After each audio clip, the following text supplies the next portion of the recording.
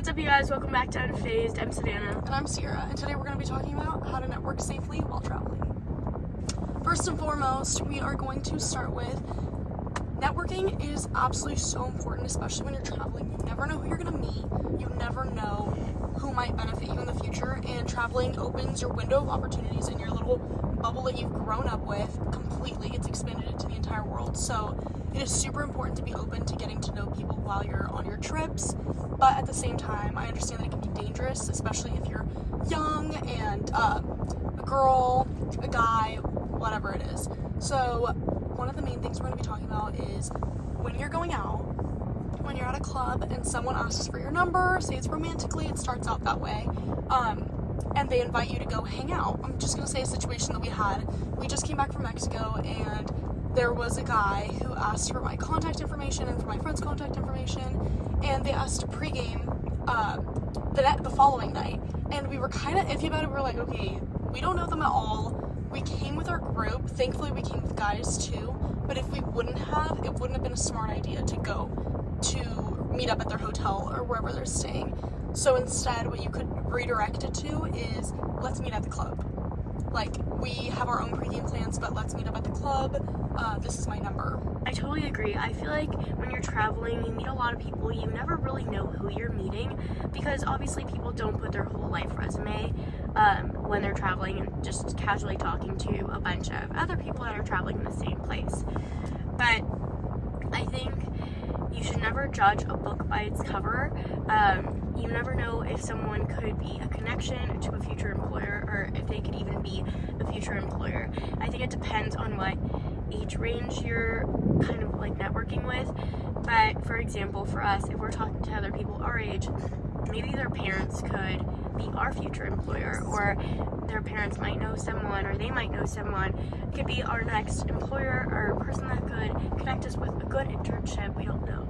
I totally agree. There's definitely a lot of ways to go about it, and a good way to stay in contact with someone is definitely by phone number, but social media is always good to have because you get to kind of reverse stalk and just do some stalking on them, see who they're following, see who they're tagged, who tagged them, just things like that, where you can kind of get a glimpse at who they are as a person, and you get to kind of like put a face to the name and just kind of like really read their little profile. Obviously, take it with a grain of salt. Like, if they put out like this whole like lavish lifestyle that they have, like it could be highlights of their life. It doesn't mean that that's the type of lifestyle that they actually have, and who knows, it could be fake pictures. But what they're posting, the content that they're posting, does tell you about their character. Because I don't know, if they're just posting about a certain topic, or if they're super like, it's like super obvious that they're trying to make their lifestyle look a certain way, it also says what they do have and what they don't have, and like just like what they value in life, and you can judge like whether you want to be associated with them based on that too. There's so many like examples of when I've traveled and met people that I've connected with later, and it doesn't necessarily have to be for a future job, but also just friendships. I've met a lot of people that I've made friends with. One of them I recently met up with again 2 years later over break, and yeah, we just had a great time. Introduced them to my new friends, and now they're friends with them. And you know, if I ever want to go to wherever they live, I probably have a place to stay. And yeah, I think just that as well. I went to Amsterdam, no, I think it was Denmark, and we met up with one of my friend's friends, and we had a place to stay at, and I feel like we wouldn't have been able to do that if we hadn't met them, or, you know, maybe had to stay at a hotel. So yeah, no, I totally agree. I had a poker night one time when I was in high school, and I met this girl who was a foreign exchange student from Italy, and I ended up becoming best friends with her, and it was awesome because last summer I got to visit her in Italy, and I told her it's completely mutual. She can come visit me, and we stay in contact, and we're literally best friends. So you never know who you're gonna meet, and I got to spend close to 3 weeks in Italy for free of charge, at least, for a place to stay, and just like pay for food and flight, which is awesome. And obviously most of the times it's mutual, so you expect to do that stuff in return. But you never know like what experiences you get to have in life, so be open to meeting new people, and kind of when you travel, get a little out there and just to like, I don't know, get to know people. Someone's sitting next to you at at a little like table, at a little bar or whatever, turn around and say hi, get to know their friends, your friends. It could end up being really fun. You might be thinking, okay, great, how do I even get to the point where that person becomes a connection that I can have for a future job? Like, you know, at that point, you're probably already really close. They already hit it off. They already really like you.